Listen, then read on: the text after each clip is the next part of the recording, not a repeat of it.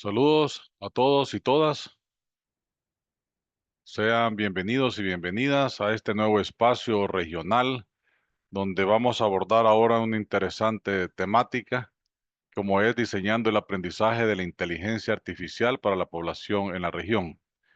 Es el quinto webinario en lo que va del año y el tercero que se realiza en el marco de la presidencia pro tempore del grupo ad hoc que está impulsando la estrategia regional digital del SICA, que está siendo liderada actualmente por la República de Panamá para el segundo semestre del presente año. Les saluda Ricardo Cáceres, estaré a cargo de la moderación en estos 60 minutos de este interesante webinario que queremos darlo a conocer a la población. Como todos sabemos, en el marco de los esfuerzos regionales que se están impulsando actualmente para avanzar mucho más aceleradamente en el proceso de transformación digital, está la adopción responsable de tecnologías emergentes y esta siendo uno de estas la inteligencia artificial que nos está prácticamente transformando la vida a todos y cada uno de nosotros. Lo queramos o no, ya estamos haciendo uso de estas tecnologías y lo mejor es entonces ver cómo región podemos abordar de manera más estratégica este tema. Hoy veremos en el presente webinario, buscaremos responder algunas preguntas claves que tenemos de cómo qué aprender en los temas de inteligencia artificial, cómo aprender, qué metodologías inclusivas, qué recursos podemos tener para poderla adoptar más rápidamente y cómo hacerlo también, cómo hacerlo bien, cuáles son los elementos de ética, seguridad y protección de datos que debemos de tener en cuenta. En el pasado webinario que tuvimos, se desarrolló precisamente se presentó la Carta de Principios Éticos para el Uso y Desarrollo de la Inteligencia Artificial en la región. Esto ya marca una pauta donde la región sí está tomando responsable y seriamente el tema del abordaje de la inteligencia artificial y sentando ya precedentes de cómo debe de utilizarse esta herramienta poderosa en la región.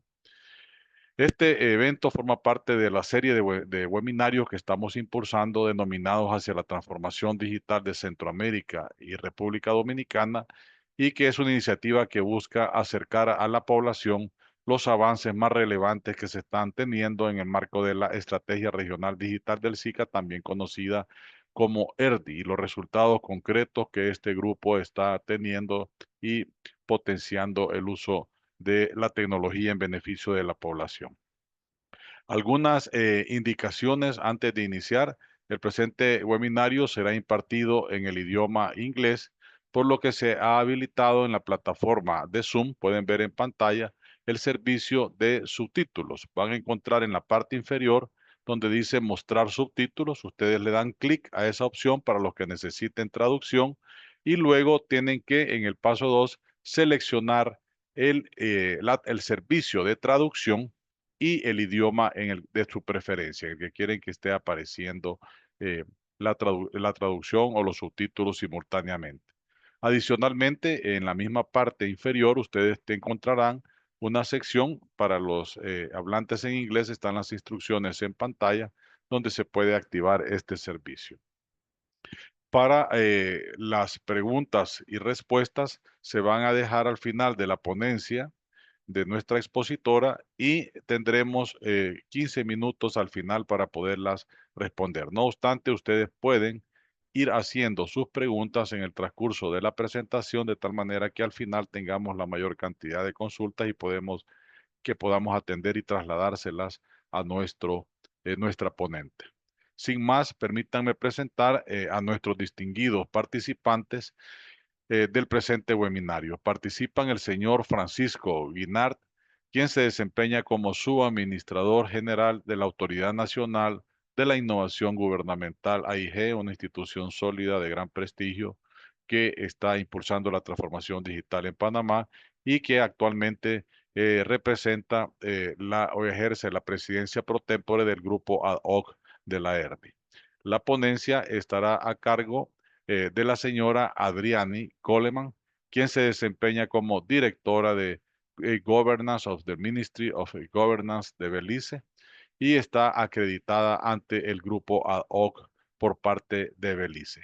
Le cedo entonces sin más la palabra a continuación al señor Francisco Guinard para que nos pueda compartir un mensaje inicial. Adelante, Francisco, la palabra es tuya. Muchas gracias, Ricardo, y muy buenos días a todos los que nos están acompañando. Para mí es un honor del día de hoy dirigirme ante ustedes, primero que todo en representación del ingeniero Adolfo Fábrega, administrador general de la AIG y presidente pro tempore de la ERDI, en este espacio de reflexión y construcción colectiva. Hoy nos convoca a un tema el cual es crucial y cada vez más crucial aún: cómo diseñar el aprendizaje de la inteligencia artificial para nuestras poblaciones. La inteligencia artificial no es solo una tecnología, es una fuerza transformadora que ya está moldeando la forma que aprendemos, trabajamos y nos relacionamos. Nuestro reto es asegurarnos que este aprendizaje sea inclusivo, ético y orientado a cerrar las brechas, no ampliarlas. Desde la ERDI creemos que el conocimiento debe ser un bien público y que el acceso a dicha información e inteligencia artificial deba llegar a todos los sectores de la sociedad: estudiantes, profesionales, servidores públicos y todas las comunidades. Con esto podemos garantizar que la inteligencia artificial se convierta en una herramienta de empoderamiento y de competitividad para el ciudadano y nuestros países. Muchas gracias a la doctora Adriani Coleman por separar un espacio en su agenda en el día de hoy y brindarnos esta presentación. Bienvenida y el espacio es suyo. Muchas gracias a todos nuevamente por su tiempo. Gracias, Francisco, por tus palabras. Vamos a hacer una pequeña introducción de la doctora Coleman para conocer un poco de su perfil. La doctora Coleman es doctora en Inteligencia Artificial en Tecnología Educacional. Actualmente se desempeña como directora de E-Governance del Ministry of E-Governance de Belize.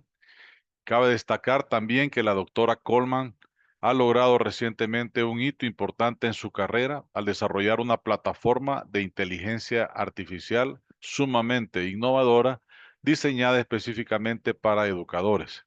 Esta plataforma revolucionaria, que se lanzará a nivel internacional en un futuro cercano, promete transformar la manera en que los docentes interactúan con la tecnología y aprovechan la inteligencia artificial para mejorar las experiencias de aprendizaje de los estudiantes.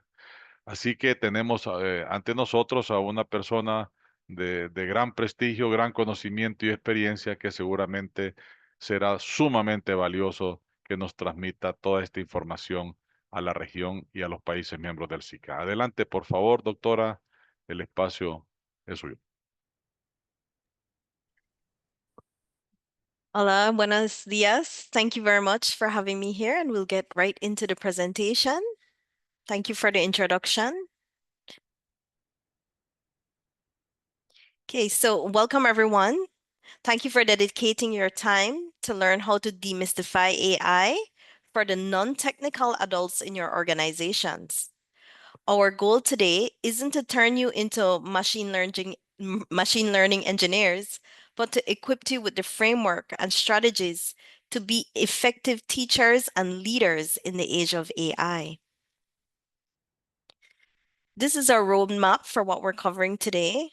We'll not only cover the how of teaching AI, but also the why from a regional perspective, connecting our daily work to the SICA regional digital strategy. The SICA digital strategy isn't just an abstract concept. It provides a clear roadmap for our region. It aims to boost competitiveness, innovation, and inclusion. Our work in AI literacy is not a side project. It is a direct contribution to the pillars outlined in the SICA regional digital strategy, especially the pillars of transformation, skills, and inclusion. While the SICA strategy provides a regional framework, Belize has its own robust plan, the National Digital Agenda 2022-2025. Its vision is clear: a digitally empowered society and a competitive digital economy. Notice how the pillars perfectly align with what we're discussing today. When we teach AI literacy, we are directly contributing to digital skills and inclusion. When we demonstrate the AI's use in local business, we fuel the digital economy. And when we discuss ethical use, we inform the future of digital government. If there are any leaders from Belize in the webinar today, this is your direct playbook. So let's jump into it. You are the leader of the organization. Your role is critical. As the leader, you are the translator and the trust builder within your organization. When you teach this well, you don't just explain technology.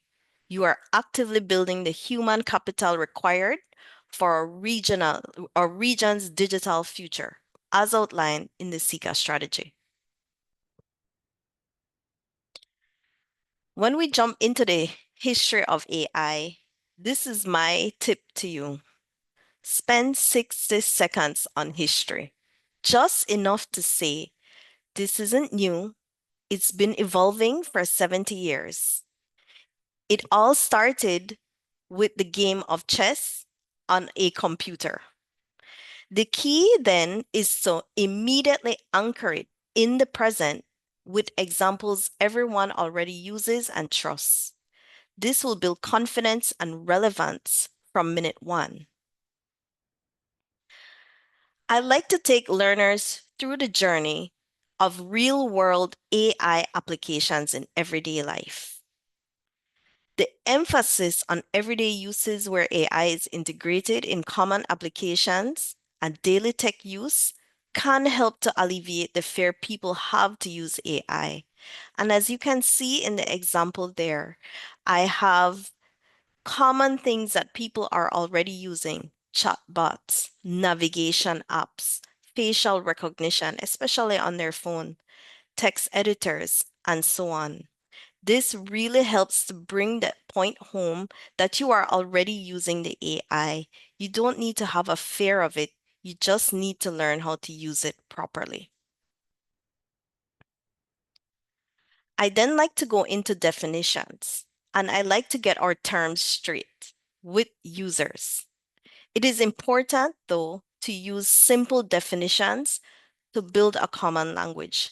And I will go through 4 keywords that come with the use of AI.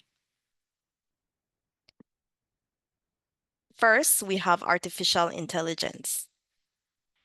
This term is very, very important for people to understand, because when they think of AI, they obviously think of a chatbot. So it's important for you to be able to tell them it's not just chatbots, but they are systems that can perform tasks typically requiring human intelligence. So it's a little bit more than just a chatbot.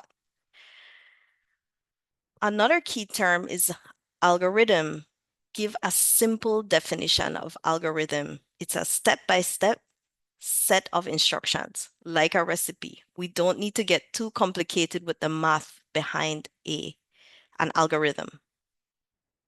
Prompt. Give the definition of prompt and take the time to emphasize its importance as the user's point of control. And lastly, a simple definition of outputs. Don't assume anyone knows these terms. Define them simply and connect them to your user. There are consequences of using complex language. Complex jargon and technical language can create barriers for non-technical learners. It may lead to confusion, frustration, disengagement, making it harder for them to grasp essential ideas and applications of AI.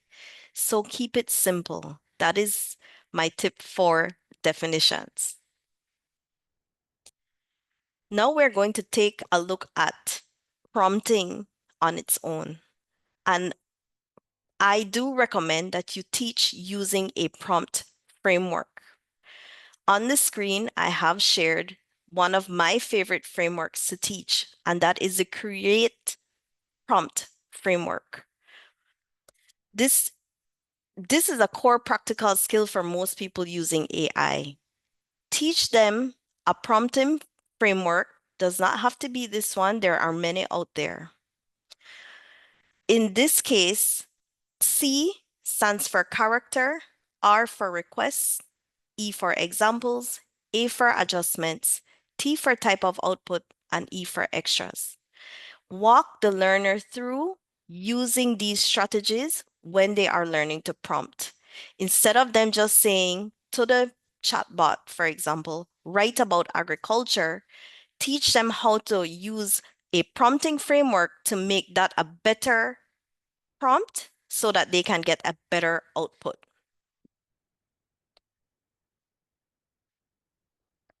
Another way to lower the barrier to entry, show them it's easy to chat with a chatbot.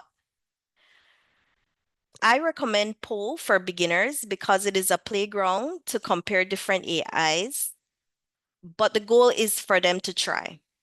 You can take them through the sign-up process of going on to ChatGPT, Copilot, DeepSeek, any chatbot that you feel you are comfortable teaching your learners. However, like I said, I like to use Poe.com because on there are several different AI chatbots available. You don't have to go into separate websites in order to access them. In Poe, for example, I teach ChatGPT 4, Claude, and Copilot. So you can access these same bots through one platform. However, if you're not comfortable with that, fine. Taking them to ChatGPT would work just as well, as long as you are teaching them to use the prompting framework from the previous slide so that they can prompt properly and see the true output that the machine can give to them. Another major point is to allow your users to understand the limitations of using AI. And of course, we can see this with the chatbots clearly.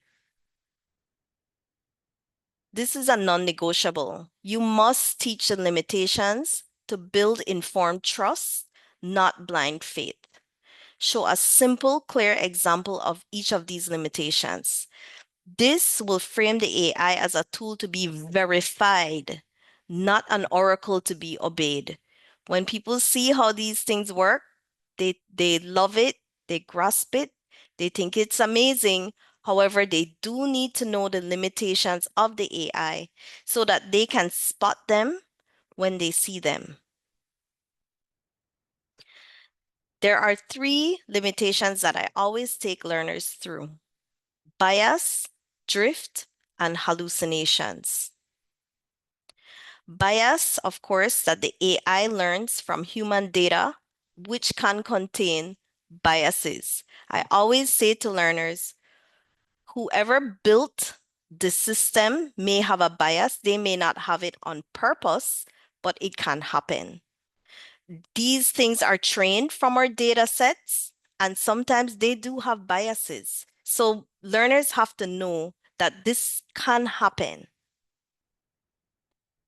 Drift or goal misgeneralization, which simply means that the AI optimizes for the wrong thing. On the screen, I have an example there where I built a bot. I prompted it to create a table, but it created a paragraph. And I asked it, why aren't you creating a table? And then it fixed itself. Okay, so sometimes drift happens. It does not work the way you expected or you intended it to. And this can be for many reasons. But it's important for the learner to know that this can happen and that they can look out for it and try again. Hallucinations. This is one that is seen most often.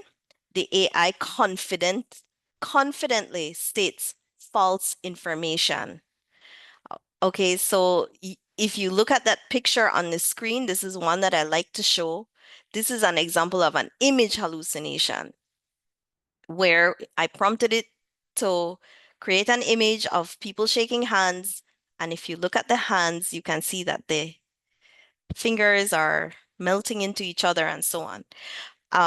This is a key A key limitation to know, because it shows up a lot if you're not paying attention. Educating learners on identifying and mitigating bias, drifts, and hallucinations ensures that they can critically assess the AI outputs. And that is an important skill now, especially with the frequent use of the chatbots and people using the outputs and not verifying them. After we move through all of that, I like to take learners through the relevance of AI across industries. I want them to be able to see where it all comes together. Show them that AI is now solving problems that they care about, make it relevant to them. I've provided some samples here, but it is important to stress the industry that is important to your learner. For example, if you're teaching people who are in agriculture, you will talk about the enhancement of agriculture with AI, that this technology is supporting farmers with data-driven insights, enabling better decision-making. Farmers using AI to do market research and data analysis, or even task automation. If they're in healthcare, we can talk about the advancements of AI in healthcare. This is recommended.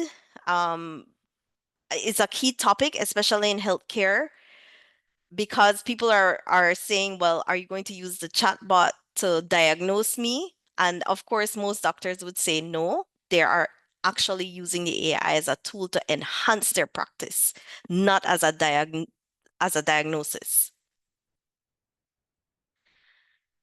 The transformation of education, and well, we talk about this a lot, but there are many ways that AI is helping even in the education field. It's especially helping teachers with administrative tasks, like creating quizzes and lesson plans and so on. We can talk about these examples all day. There are so many. I have 2 additional examples, financial services and smart urban planning. But as I stated earlier, it is important to stress on the way it can be used in the relevant field of your learners. This next part is a huge topic because it's emphasizing now the need for critical thinking and the future of work, and of course, the deepfake challenge. Deepfake detection is an in-demand skill. Let me just play this video for you. You need to emphasize that this is a skill needed now more than ever. Share a method to detect deepfakes. I usually share a method called SAFE, where we ask, what is the source? Where did this video come from? Where did this picture come from? If we look at that video, it looks realistic. If you take a closer look at it and you start to apply the SAFE method, you might see that, something isn't checking out here. Okay, so where did this video come from? Look for glitches in the video, unnatural blinking, maybe it doesn't sync, maybe it looks too smooth. All right. Does it feel off? Go with your gut. Sometimes you'd say, something isn't correct here. And of course, evidence. Cross-reference with trusted news source. That is important, that you use a SAFE method in order to assess if what you're seeing is real or not. And as the AI develops, it's becoming more and more difficult to tell just by looking. In that video that you saw, there are whales coming up to boats. If you know about barnacle removal, you would know that they don't come off that easily. So that might have been a way for you to check yourself. Or you might have even said, how does the whale know to come up to the boat? Or you may say, well, how did they put a machine on a whale and the whale just left itself? So these are things that you can ask. And then, of course, checking it against news sources. That is very, very much what you need to do. Trusted sources. So you might have to go do some research in order to find out if what you're seeing is real or not. Critical thinking, extremely important. No, more than ever, especially in the workforce. Lastly, I'd like to take learners through the ethics of using AI responsibly. With great power comes great responsibility, and we have to navigate the AI use with ethics. It is a tool. The impact of AI can be both positive or negative, depends entirely on the human using it. So now let's address the most crucial part of this conversation, the ethics. As leaders, it's not enough to teach people how to use AI. We must teach them how to use it right. There are biases. We've discussed this, but it's worth repeating. If you ask an AI for a picture of a CEO, for example, whose face will it generate? That's a bias. Our job is to recognize and correct these biases. Privacy. This is a non-negotiable, and it's something we need to talk about. Public chatbots are not secure drop boxes. Do not paste client data, confidential business strategies, employee information, or even your own private details. Treat everything you type as public. Transparency. This is about integrity. If an AI writes the draft of your report, that's a powerful efficiency gain, but passing it off as 100% your own work, you may find errors in there that you did not proofread, and then you will not be as transparent as you would be exposed basically for using a chatbot and doing copying and paste. You can, of course, use it, but you may have to say, I use the AI to help to draft, etc. Accountability. If an AI gives you incorrect information and you use it, you own the mistake.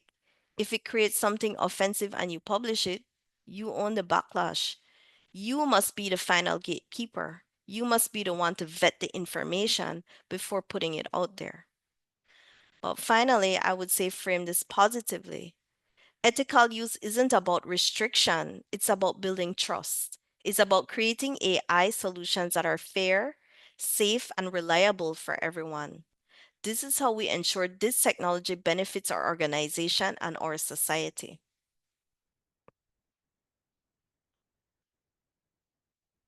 The key takeaways that I really wanted you to go with today are as follows.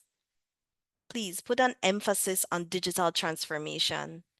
We have the SICA regional digital strategy.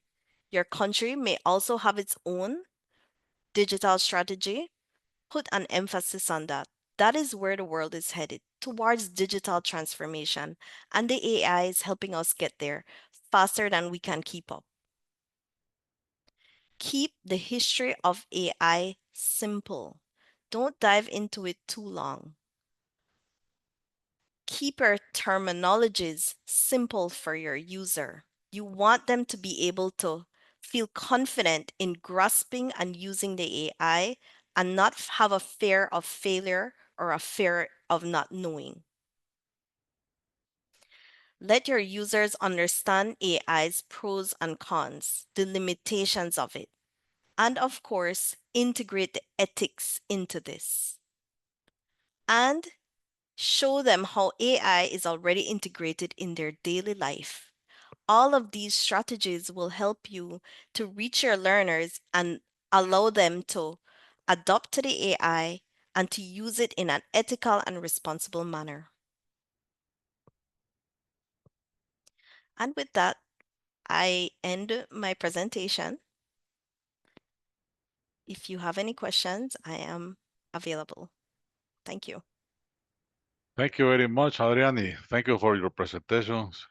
Tú has tocado muchos tópicos importantes que considero necesario como destacar. Hablabas de la importancia de crear confianza en el uso de la inteligencia artificial. Creo que es importante informar a la población sobre las ventajas, beneficios, pero también sobre los riesgos y sesgos que a veces tiene la inteligencia artificial.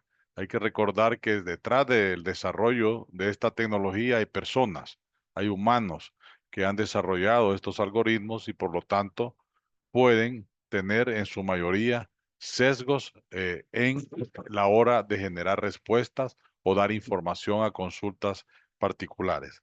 También me pareció muy interesante lo que mencionabas de tratar como público todo lo que se hace con la inteligencia artificial.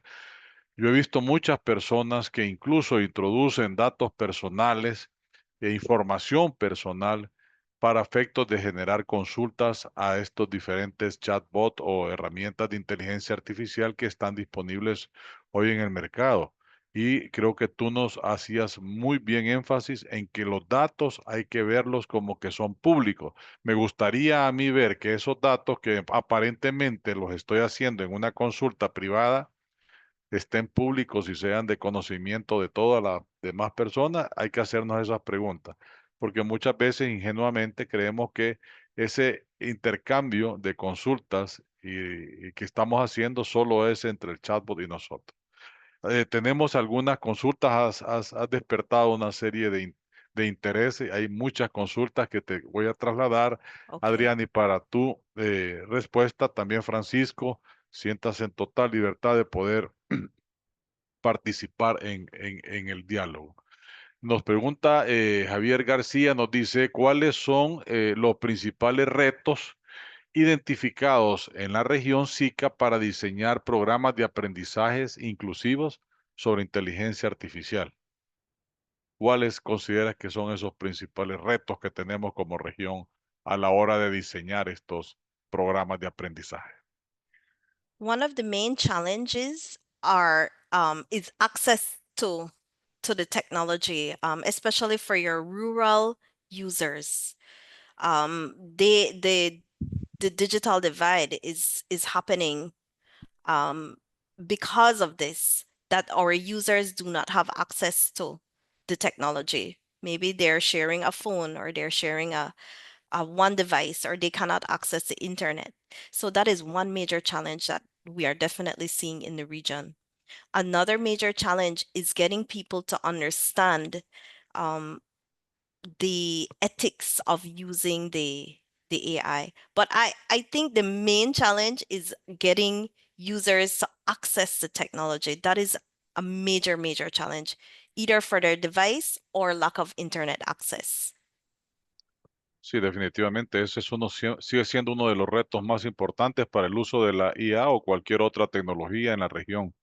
Si bien es cierto, se están haciendo importantes avances por parte de los países, todavía tenemos algunas brechas importantes en cuanto al acceso a la tecnología de poblaciones tradicionalmente vulnerables o poblaciones rurales que también están de alguna manera en muchos casos al margen del uso de la tecnología. Gracias, Adriana. Y nos pregunta Susana González, nos dice, saludos en el campo educativo, dice, cuáles considera que podrían ser recomendaciones valiosas para que los ministerios de educación integren la IA en sus programas? Interesante pregunta, o sea, tenemos que hacer un esfuerzo importante para que los ministerios, ver cómo los ministerios introducen esta temática. ¿Cuál es tu apreciación al respecto, Adriani? Well, I always recommend that you show them the advantages. One of the major uh, discussions that I have had with educators is that the students are already using this technology, and they're not using it responsibly. And one of the ways that I have been getting the educators to buy in and to use the AI within the classroom is to show them, of course, how they can use it to help save time by generating their lesson plans, by prompting the bots properly, by helping them to generate their assessments. However, I also come and I do recommend that you show them frameworks that can be integrated into the education system so that they can use the AI properly in there. There is an ongoing debate with schools of as to how to integrate it, because I think the students are seeing its benefits. They can just put their assignment in there and then they get it within seconds. So I like to show teachers different strategies, different ways to assess how you, to think of the chatbot in particular as a calculator for writing as opposed to another piece of technology. To look at it as a calculator for writing and to put strategies in place in the classroom specifically for a calculator. Math teachers have been dealing with this for a very long time. Students use calculators in class. The AI chatbot is a calculator, but for writing. So now we have to change the way we assess writing specifically, or one and done assignments. It has to be maybe checking the progress or going into project-based learning or any other 21st century skills. So I think that is these are some of the ways that I try to get educators to buy into using the AI in the class. Of course, showing them technology that has AI for teachers, that's easy. But the rest of it, how do we get it into the classroom in an ethical way? How to get it in a responsible way? I'd like to show frameworks and strategies for integrating AI into the classroom. Gracias, Adriani. Nos están consultando también a través de Facebook Live, del Messenger de Facebook. Nos dicen, tengo una pregunta, Karen, Kevin Álvarez. ¿La ética de la IA depende más de los programadores que la crean o de los usuarios que la aplican? Interesante la pregunta. Yes, very much. The bias can come. Sometimes it's unintended. So we really have to look at it. Sometimes we build an AI, maybe we build just a bot, and we don't intend it to be biased, but it comes out with a bias. So we have to be very, very aware. And that's why we should test with our users, see what outputs are there, look at our data sets, try to make sure it's inclusive. I don't think we can get away from bias a lot, but we have to make an effort. And we have to know that it is there. If we don't acknowledge it, then we cannot work on it. De acuerdo. Gracias, Adriani. Nos pregunta Jonathan, ¿se propone algún enfoque específico para el desarrollo de habilidades de IA aplicadas a sectores estratégicos como turismo, salud, educación o medio ambiente? Tú mencionaste en tu presentación efectivamente todas las áreas en las cuales la IA prácticamente podemos decir que en todas. ¿Nos podrías ampliar un poquito más sobre la aplicación de IA en estos sectores que para la región son claves, como es turismo, salud, educación y el tema medioambiental, que somos la segunda región más vulnerable del planeta? Right. And to make it relevant to the user. So if you're talking tourism, the AI presentations that I've seen in tourism, they surround robotics, service, booking. So you need to do the research. The marketing, that's a big AI use in tourism. So you have to make it relevant for the user. Some of the things that I presented are general and they can be used anywhere. Simple definitions, history, and so on. But making it relevant to the user, you might have to do some research to find what is working, what is not working in that field. But I feel like the tourism field has really embraced the AI and its uses. They're seeing how they can make booking online easy from start to finish. Now the AI is creating itineraries, it's creating, it's is automating so many of the processes that they are really, really and truly embracing it. So it's just what is relevant to the industry. And that's my recommendation. Make it relevant, do your research. Some of the things, like I said, they're general that I presented. You can put that, feel free to use it. However, make it relevant to your user. Ok. Francisco, no sé si quisieras hacer alguna consulta con Adriani para aprovecharla. Sí, Adriani, primero de todo, felicitarte por la presentación realmente muy, muy atinada. eh, y qué bueno ver una presentación que realmente abarca eh, el cómo comerse este tema relacionado, ¿no? Y hay que a veces ir a lo más básico para entender esto más a fondo, ¿no? Y yo creo que mucha gente a veces, por el tema que es en estos momentos la tecnología de momento, va de lleno y va a usar la inteligencia artificial sin realmente algún tipo de guía, ¿no? Entonces creo que siempre es bueno leer el manual, leer las instrucciones antes de usar algo, así que muy atinada tus palabras el día de hoy. Yo quería preguntarte, y tal vez se escapa un poco del contexto o la temática de AI que presentaste el día de hoy, pero a nivel del rol del gobierno y regulaciones, usualmente, digamos, el común denominador siempre que hay una nueva tecnología innovadora es, ¿y el gobierno cómo reacciona? ¿Cómo la regulo? Que hay que regularla, hay que crear leyes y frameworks y todo este tipo de cosas. Y a veces no termina pasando nada o a veces termina pasando una ley que restringe inclusive el uso de la tecnología y la innovación. Entonces, quería aprovechar este espacio para ver tus apreciaciones sobre ese tema, o sea, el rol del gobierno en estos temas regulatorios. The role of the government is very important. I feel like what you said was important to all of us. Sometimes when we're in government, we tend to work a bit slower, not because we want to, so simply because we have to consult with a lot of stakeholders, and so it would take a while before the law can catch up to the technology, which is not it has its pros and its cons, obviously. I do agree the role of the government is not to stifle innovation, but simply maybe to put a regulation on it. And a simple way that the government can start with that is by instituting a framework, having some kind of AI governance framework. How are we going to proceed with it? Will we have AI regulatory sandboxes for people to practice, for people to build in there? And even that brings up its own sets of questions. However, the government can lead that way. It's important that the government does things like that. We institute some ethics, we institute some frameworks, we institute a strategy. And a lot of other countries have already started to do that.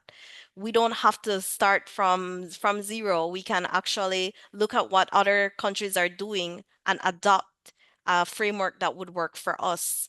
It really depends, but I do think as government entities, it is important that we lead with a strategy, even if it's not a law, but we have something in place where we're telling our users, look, we're going to use it and we're going to use it ethically. So we will do things like, for example, sign on to the AI ethics letter, to adopt an AI ethics framework, to build our own AI governance framework where we will flesh out in 5 years, this is how we are going to have our AI strategy look.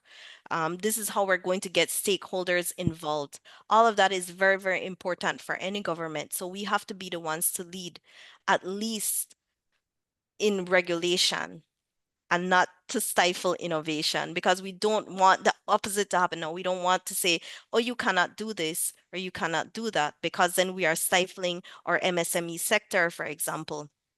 We want it to that they can be open enough to try it, but not to a point that maybe it would be destructive. I don't want to use that term, but that is definitely something that we are very, very aware of. It's really in the hands of the person who's using it. So it's important for us to have things in place, strategies, and frameworks that we can work around. Excelente. Creo que es un reto para toda la región y se está tomando muy en serio el tema de la inteligencia artificial. Tal es el caso que dentro de las prioridades de la estrategia regional digital está precisamente el abordaje a través de una estrategia como región de cómo debemos de tratar y abordar el uso y desarrollo de la inteligencia artificial. Prueba de ello también es la Carta de Principios Éticos para el Uso y Desarrollo que recientemente se ha liberado y fue desarrollada en el marco del grupo ad hoc de la ERTE. Tenemos algunas otras consultas. Dice, además, me gustaría conocer cómo puede la capacitación en IA contribuir a reducir la brecha digital existente entre los países y dentro de ellos. ¿Cómo ves tú esa reducción de la brecha digital a través de la alfabetización y capacitación en IA? I do think that technology, especially the I was looking at it as an equalizer, that it can really close the gap because it's the availability of it to be used and to be developed, since it is open, can give regular people an opportunity to build something. And so in that way, I think it can help to bridge that digital divide, especially in developing countries. I look at myself as a case. I use the open AI to build a platform, and I would have taken many, many years if I had started as a learning engineer to try to do that.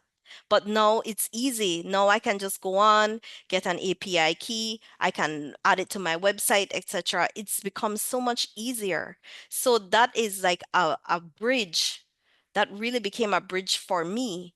And I see it being the same for other people. Of course, we do have the same issues that we've always been having in terms of access. And then, of course, we have to look at something important like how are people actually using the internet? I know in Belize we have, I think the latest data was almost 80% of our population is connected to the internet. And that's great. But what are they doing on the internet? How are they using this technology now in a fruitful way, in an innovative way? And so these are the questions now as leaders that we have to think about. How can we get them to, okay, the open AI is here. How can we get them to use it to help to bridge the digital divide? And one of the ways I can see immediately is if we teach them how to use it properly, teach them how to build on it, teach them the tech skills, then we can create, and we can create industry out of it. That's one of the key ways that I see it bridging that digital divide. Gracias, Adriani. Nos preguntan, dice aquí, también es importante priorizar. Nos hablan del tema de la ética y la regulación, que ya Francisco nos hacía esa pregunta muy importante. ¿Qué tipo de alianzas interinstitucionales, nos dicen, o con el sector privado contempla la propuesta para hacer viable la implementación de programas de formación masiva en IA? O sea, cómo ves tú esas alianzas público-privadas que podrían darse para poder potenciar el uso del IA en los países miembros del SICA y en la región?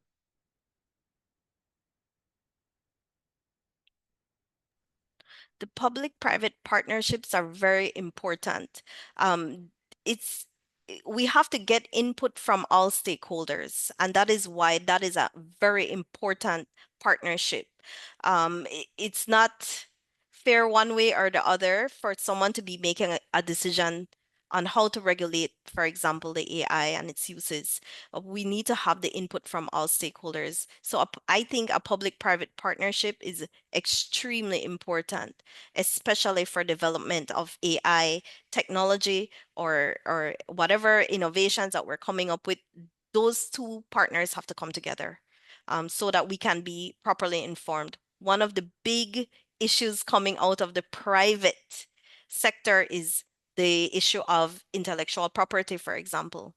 If I'm building in your sandbox, who owns the IP? How are we going to deal with that? These are discussions that you will only have if you bring public-private partnerships together. That is so important. So having both perspectives, I think that is the only way to go. De acuerdo, gracias. Nos preguntan si, gracias por la invitación, el SICA tiene alguna iniciativa sistemática sobre IA a nivel de documento, es decir, alguna publicación periódica, informe, reporte que refleje el estado del arte de Centroamérica respecto a la IA, como el ILA, Índice Latinoamericano de Inteligencia Artificial, publicada por CEPAL, nos pregunta Gabriel Lobo de Nicaragua. Eh, Al respecto ahí, tal vez me permitís, Adrián, está la estrategia regional digital que está ahorita en desarrollo y está planteada por parte del Grupo ADO, que parte de de un análisis de la situación actual y eso pues prácticamente va a ser como el punto de partida y la base para poder luego plantear una estrategia. Con respecto a la pregunta del señor Lobo, sí me gustaría, Adriani, que nos pudieras comentar cuáles son esos elementos que tú recomendarías que debería de tener esta estrategia, de acuerdo a tu experiencia y conocimiento, para hacer un abordaje de la inteligencia artificial como regionalmente y para poder potenciar como región el uso y desarrollo de la inteligencia artificial para la población. Um, can you repeat the Sí, question, please? actualmente la región tiene está identificando una estrategia regional para el desarrollo de la inteligencia artificial. ¿Cuáles consideras tú que son esos elementos, componentes importantes que deberíamos de considerar como región dentro de esa estrategia? Oh my goodness. I would I would say there's so much, but ethics being at the top of the list, and you're already doing that. What SICA has in the regional digital strategy and what you are developing, it's I think it's already on the path.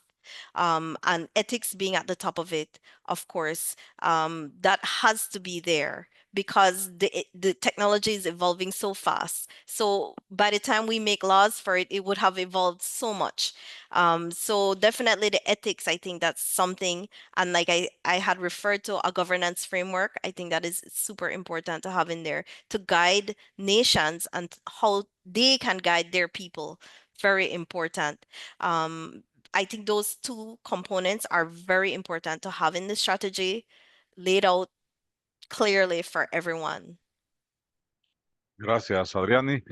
Creo que has despertado mucho interés, principalmente en el tema ético y también los sesgos que tiene la inteligencia artificial. Algunas veces creo que hemos actuado de manera ingenua, creyendo que todo lo que podamos compartir, preguntar a la inteligencia artificial es privado y no lo es. Mhm, mhm, Realmente estamos entrando en un ambiente y un entorno mhm. público de información. Sí, Y nos has dejado algunas enseñanzas importantes, Adriani, como por ejemplo hacer sencillo el uso de la inteligencia artificial, regresar a lo básico para que sí, personas de todo tipo, de todo nivel cultural, de todo nivel social pueda también adoptar mucho más rápidamente. Principalmente también pensemos en nuestros adultos mayores, que también sí. de alguna manera son usuarios de la inteligencia artificial y que son algunas veces hasta los grupos más vulnerables a la hora de poder compartir su información. Adrián, estamos prácticamente en la recta final. Tenemos una serie de preguntas que nos hacían. Creo que ya no nos da tiempo para responderlas a todas. Okay, Me gustaría, Adrián, si pudieras cerrar. Agradecemos a todos por el interés que ha demostrado este tema. Creo que amerita una segunda parte, Francisco, en este tema para poderlo desarrollar y ampliar. Es un tema de gran interés actualmente para la sociedad y para la región y nuestros países miembros. Y nos gustaría, Adrián, si pudieras hacer un cierre de tu presentación y enviar un mensaje a todos los participantes eh, sobre la temática que estamos abordando. Adelante, Adrián. okay. Well, thank you very much. I know we have a lot of questions. I would have loved to have answered all of them, but please, you can send me an email, or a message, and I will gladly answer your questions. But just the key takeaways, very important. We are headed for digital transformation. Keep the terminologies simple, keep the history simple, teach the ethics, very important. Teach the pros and the cons of using AI technology. It's important that your learners know this. And of course, keep it relevant to your industry. Those are the 5 key takeaways that I wanted you to have today. Thank you. Gracias, Adriani. Francisco, por favor, adelante. Si nos No, das claro. unas palabras de cierre No, del webinario, por favor, sí. realmente, digamos, todo un éxito, el seminario, el webinar. Muchas gracias, Adriani. Yo creo que cuando eh, escuchamos todas estas preguntas que salieron de la presentación, significa que la gente estaba prestando atención y estaba conectada con el tema. Así que muchas gracias nuevamente, Adriani, por brindarnos tu tiempo en un tema tan interesante y cambiante a su vez, ¿no? Yo por eso recalco lo que mencioné antes de hacer la pregunta sobre las regulaciones, de qué bueno es estar en una presentación de IA donde vemos, o sea, lo que es los fundamentos, ¿no? Esa introducción yo creo que es sumamente importante para todo el mundo que está o ya experimentando o está curioso por experimentar, ¿no? Yo creo que es sumamente importante siempre leer los manuales antes de jugar con algo, así que una capacitación como esta, un webinar como este, creo que cumplió con ese objetivo. Estoy seguro que serán otros seminarios que tendremos en esta materia, como le digo, tan cambiante. Así que bueno, de más a agradecerle también a Ricardo y a todo el equipo encargado pues en organizar este evento y a todos los participantes también que nos acompañaron el día de hoy. Gracias por acompañarnos y nos veremos en uno próximo. Muchas gracias a todos y que pasen un buen resto del día. Gracias, gracias Francisco, gracias Adriani. Yo creo que si nos podemos llevar una frase de Adriani en este webinario sería Keep it simple. Yo creo que esa nos queda a todos ese mensaje potente, regresar a lo sencillo, a lo básico, no complejizar el uso de esta herramienta para que la gente pueda adoptarlo con mayor facilidad. Definitivamente creo que vamos a tomar muy en consideración todas las recomendaciones que Adriani ha dado, todo el conocimiento que nos ha trasladado y esperamos en los futuros, un futuro cercano, estarles presentando a ustedes una estrategia mucho más elaborada, definida del abordaje que la región de Centroamérica y República Dominicana estará haciendo sobre la materia de inteligencia artificial. Ya dimos un paso importante, que es que nuestros países se pongan de acuerdo en cuáles son estos principios éticos sobre el uso y desarrollo de la inteligencia artificial, lo cual está disponible esta carta ya para ustedes, que son, si bien es cierto, no son vinculantes a los países, son orientadores, pero ya es un resultado concreto que la región sí está tomando cartas en el asunto, porque ahora las diferencias ya no van a ser económicas, sino que prácticamente van a ser de uso de la tecnología. Y la inteligencia artificial, bien usada, nos puede acortar la brecha y mal usada, pues nos puede alejar y hacer más grande esta brecha entre países desarrollados y los que están en proceso de desarrollo. Así que para terminar, me gustaría trasladarle alguna información. Pueden consultarnos. Este webinario estará disponible en la sección especializada de la Estrategia Regional Digital en el portal del SICA, que está en la dirección www.sica.int, que pueden ver en pantalla, donde está y donde estará en las próximas horas, y también pueden consultar los webinarios que se han venido desarrollando anteriormente. Aquí en el QR, ustedes con el teléfono pueden consultar este QR y lo lleva directamente a donde está la sección especializada, donde pueden ver todo el quehacer de lo que se está haciendo en los países a través del grupo ad hoc en Estrategia Regional Digital, liderado en esta oportunidad por la República de Panamá como presidencia pro tempore del SICA. Adicionalmente, pueden consultarnos en las redes sociales, las diferentes redes sociales y plataformas institucionales que están puestas a disposición para que ustedes puedan a bien consultar. La razón de ser de estos webinarios es transparentar las acciones que estamos haciendo e informar lo que estamos haciendo en el marco de la Estrategia Regional Digital del SICA. Y si nos ayudan finalmente con una pequeña encuesta en línea que queremos trasladarles para que podamos tener retroalimentación de ustedes y cada vez ir mejorando estos espacios con los contenidos que se están trasladando. En la pantalla ustedes van a ver un QR también donde ustedes con el teléfono pueden consultar ese QR y luego a través de ese QR pueden hacer las valoraciones de en cuanto al ponente, en cuanto al contenido y en cuanto a los materiales que se están presentando. Acá en línea ustedes pueden hacer el QR y rápidamente hacer la valoración en sus móviles para efectos de contar nosotros con la retroalimentación. Ahorita están viendo la retroalimentación en línea que ustedes están haciendo y les agradecemos mucho el interés. Vamos a seguir trabajando en llevarles a ustedes lo más que se pueda de lo que se está haciendo como región, lo que los países están haciendo como región, porque sabemos que el tema de la transformación digital dejó de ser un tema secundario a convertirse en un tema estratégico para el desarrollo de la región. Así que agradecemos, gracias por su retroalimentación en este momento y agradecemos también nuevamente a Adriani y a Francisco por sus excelentes participaciones.